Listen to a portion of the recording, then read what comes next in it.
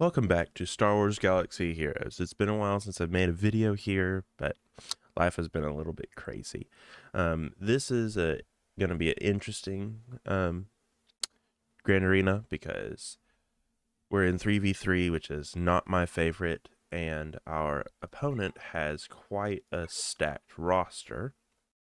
We'll look at his inventory real quick. As you can see, pretty much every Galactic Legend, and on his ships he has all three of the major capital ships, which worries me slightly, though it has been almost the entire time of this phase, and he hasn't participated. And if we look at his defense, he has put some very interesting teams on defense. There are some good ones like this Boss Nass team, which is always annoys me. It's one of the hardest teams for me personally to do because I don't have his counters. But and I don't see this back one or his ships, but I'm fairly confident that I can clear these front two waves. And if he doesn't attack, that's a win. If he does, maybe he doesn't have a time to clear. And if he does clear, it's whatever. I didn't think I'd win this anyway, but I'm going to record this because I think it's worth showing, and we'll see how it goes. As usual, I like to start with the team that I think I'll have the hardest time with, which is going to be this Boss Nass team. We're going to use Kenobi. I don't really have any Datacrons for him.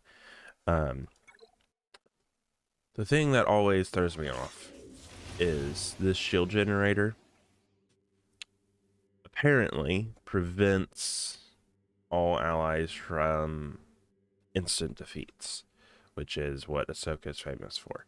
I am wondering, though, if she can insta-defeat the shield generator. That's something I'm going to test in this fight. Oh, of course it... And, well, there goes that thought. I've still beat this team without doing that. It's rough, but Kenobi is a very strong taunt.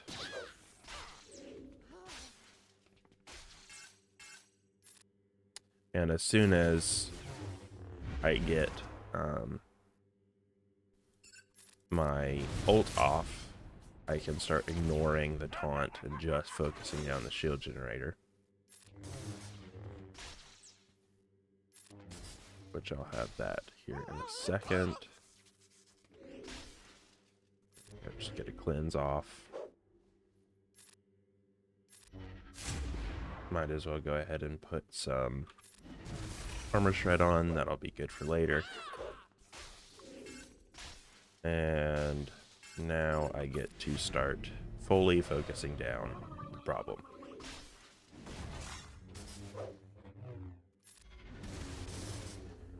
And there we go. If we can kill Jar Jar quickly, yeah, that's good.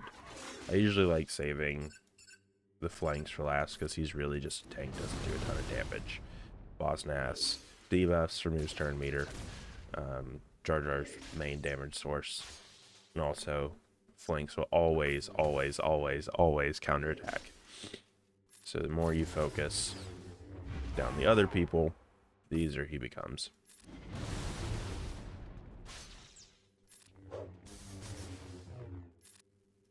Alright. Finish it off with Ahsoka. Fortunately, oh, actually, I do have the good dash. So, generally, what I've seen in 3v3, you divide up the CLS team by putting 3PO and Chewie and 3PO under CLS lead on defense, and then on offense, you have Dash Rendar with Chewie and Han. I don't 100% know why. This team might just be better on defense, and Dash provides a good leader for the other two on offense. But it does help. Don't really use Dash's Omicron or leader like his the prepared stuff other than just giving them bonus stats. But I mean, hit something, and they are a good counter for the bounty hunter teams. You usually want to, especially against a Bosk, focus down Bosk first because he's the one that's going to be calling out all of the mass assists, which is how they complete their contract.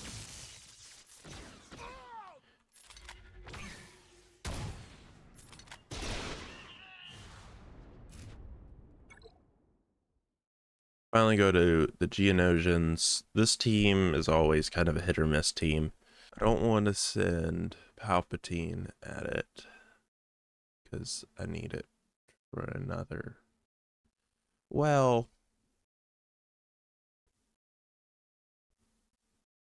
I'm going to send Palpatine because we have a trick for the other one.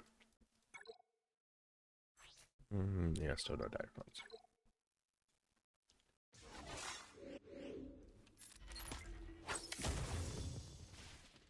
There's two ways to deal with a brute alpha team. You just burst down brute and focus alpha, or if you have a way to ignore taunt, just start focusing down alpha. That also is effective. But this team is just so good about stunning and turn meter removal that you don't really have to worry about either of those things. Fairly straightforward. Take a quick peek at their back phase. Is a bit better. I do have some teams saved, but again, I think if I just clear these front two, it'll be enough for now. I'm going to go ahead and do Mon Mothma. If there is no Lutheran, you can throw Wampa at it because most of the time, or I say Lutheran or Kyle Katarn. Wampa, let me find him. I just have to, there he is. Wampa with his Omicron, importantly, on this unique. While he is by himself, he gains a ton of stats, becomes almost a raid boss. And he naturally gains bonuses against rebels. And he is very counterattack heavy. And so a rebel team that is mainly just attacking and doesn't really have many stuns or ability blocks, which this team does not. But Lutheran and Calcatarn do. He is a very easy, just straightforward. You throw him in there, you're gonna win, as long as you have his Omicron and he's geared up. But that is why a lot of times, especially for low end GAC and accounts that are just kind of starting out, I highly suggest Wampa as a very early Omicron to get, just because he is. There are a lot of those early game teams that just fold. A low geared Geonosian team loses to a Wampa. Most rebel teams in the early game lose to Wampa. Any team that summons something loses to Wampa, because Wampa, especially with the Omicron, is more powerful the more enemies there are. Plus, in Great Arena, you get extra banners for an undersized squad, so bonus there. This is another one I'm slightly concerned about just because their team is annoying. And I believe I might just throw Galactic Legend at him. It says Maul's team can do it, and I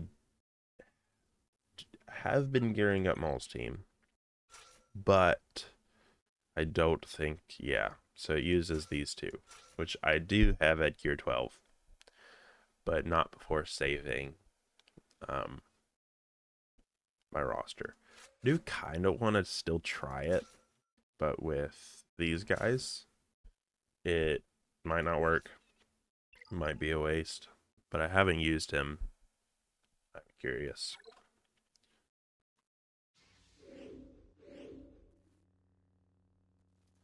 Nisa is the biggest damage dealer. The entire team.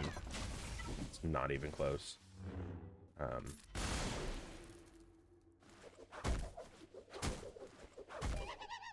Just because, as you can see, she like attacks 3 times every single time she attacks, and it's so annoying. So this is kind of why we have this taunter. If I can please get a turn, thank you. And this is why Maul gets good, just because he is going to all assists all the time and just start.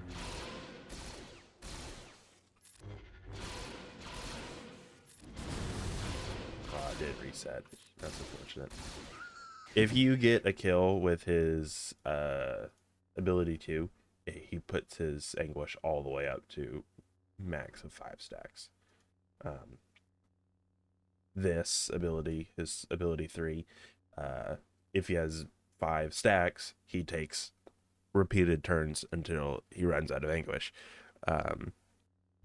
As long as he's using this ability, and the ability does more damage the more times it's used. So, like what you just saw, and his leader calls all Mandalorian allies to assist whenever he uses an ability. So what you're doing is you get to 5 stacks, you just start throwing out the burst, your team is assisting. If you can time it well, you get to the bottom, you use his W, you reset back to 5, you get another turn. Eventually, you start throwing out your E again, repeat, repeat, repeat. But you don't want to use E. I say E, I'm on a computer. You don't want to use ability 3 unless you have 5 stacks, because you won't get the repeated turns without 5 stacks. But at this point, it is a win. I'm glad I tried that, because I haven't used him in Grand Arena yet, and I've been waiting to. It's just his team hasn't been geared up. I am going to use my Sidious Datacron.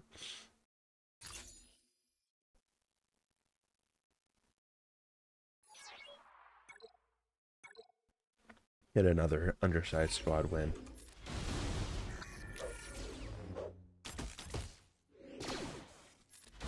And now I just watch him die.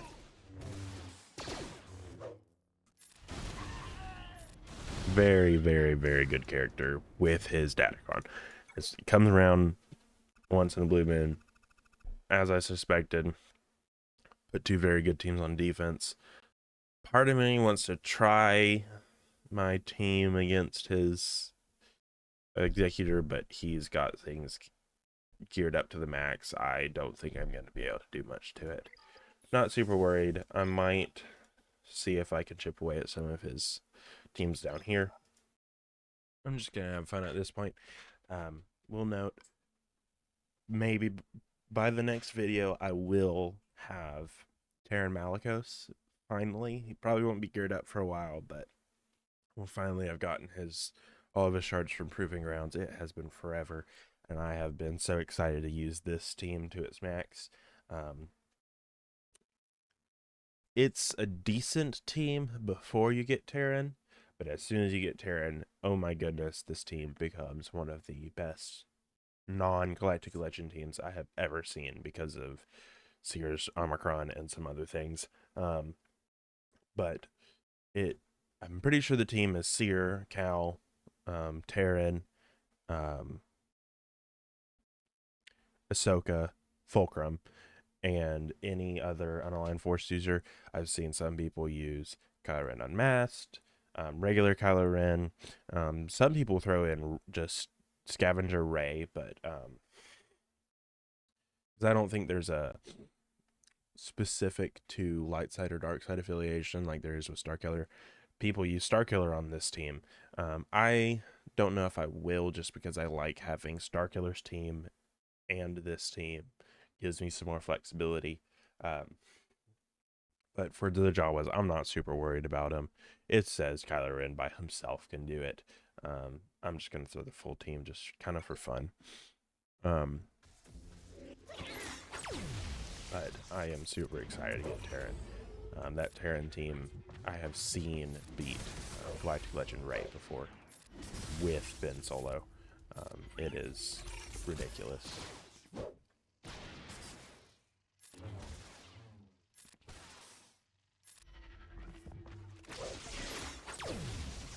Jawas are one of those teams that a little bit sad.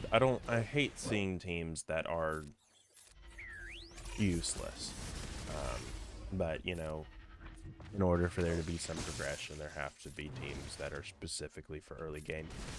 But they are okay in early game. You can cheese some people, but then it's like there's a point where they are not used in any arena, any areas other than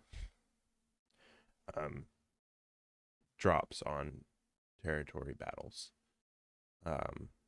It is unfortunate because I want every team to be viable, but that's just not the reality of this.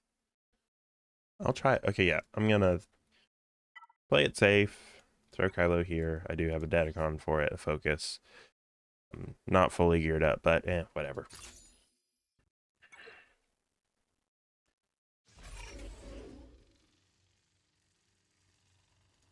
We'll get. I probably should have stunned Mara. Yeah, it doesn't. Kylo. Star Killer is immune to stun. Get that. We're gonna turn Meter Train into him, but he is a very, very, very good tank. Many reasons. As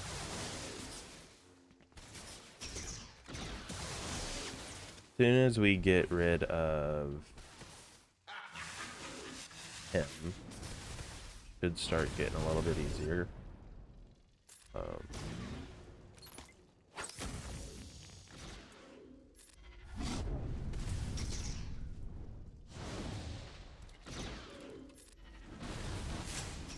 Okay. Now I am safe, I say.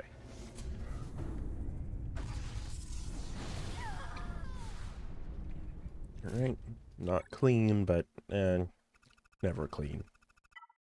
It says that Phoenix can beat this team.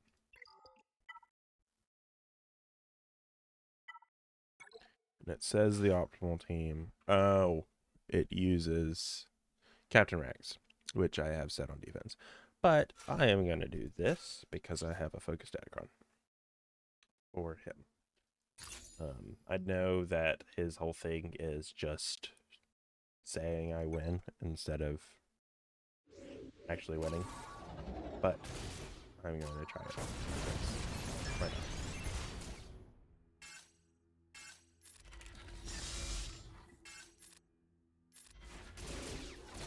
I do need to...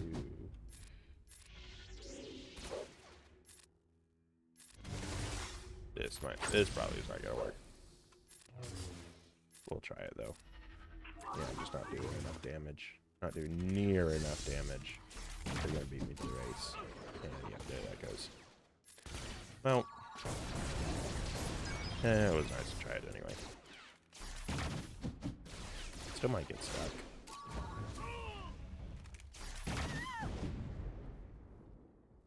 This. I'll just throw a team at it. Sure, why not?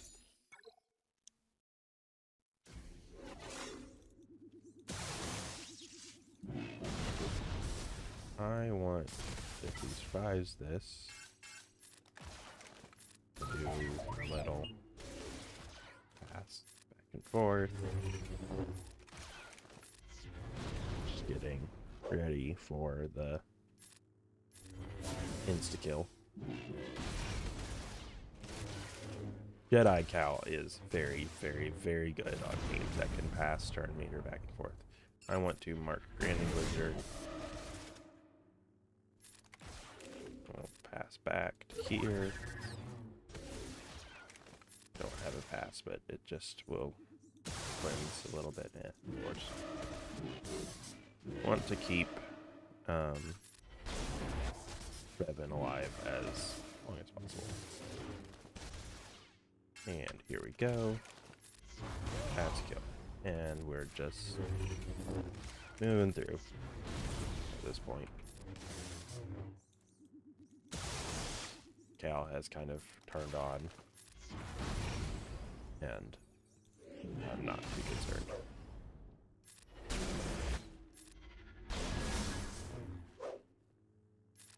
Just, you're moving back and forth between armor shred and the big hit with Cal once you unlock crossguard. I say armor shred. This one, he has three abilities. This one only unlocks once he has used 3 other abilities beforehand. His first ability, Double Blade, it does damage to all enemies and inflicts armor shred on the target. Very, very good. Dual wield, it goes into a kind of a defensive stance and passes turn major to another ally, and calls them to assist. And then once he has gotten 30 stacks, which he gains 10 every time he uses a new stance, he unlocks crossguard. First time it's used, it instantly defeats a target. After that, it's just big damage with some debuffs like stagger and force influence. Once you have used that once, generally you're in the offensive stance. You don't really want to be doing defensive. You're just dealing damage.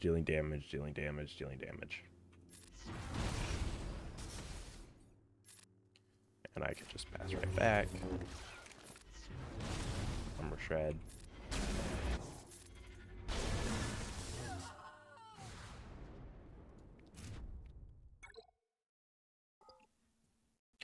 Thanks for watching this round of Grand Arena. It's been fun, even though we didn't get a full clear. Didn't matter. I didn't think I was going to win this anyway. I don't know if I'm going to win it. We'll see in 6 hours. It's still going to be a learning experience. Learn some teams. Learn 3v3. It's not my specialty. But if you enjoyed, please consider liking and subscribing. See ya.